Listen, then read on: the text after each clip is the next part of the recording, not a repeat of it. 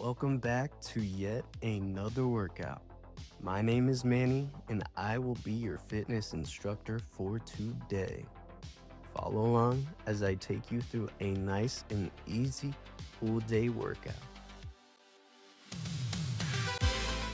We are going to be starting today's pull day workout by hitting the back with a cable lat pull down. Make sure you pick a weight where you can hit 15 to 25 reps, and after completing your set, you're gonna rest for 1 minute before moving on to the next set for a total of 3 sets.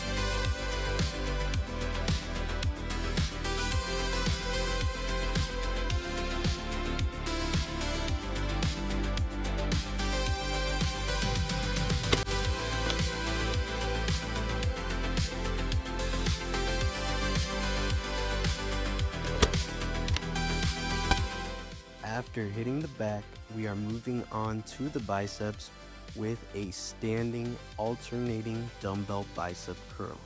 Make sure that you engage one bicep at a time and that you are engaging your core throughout the entire movement.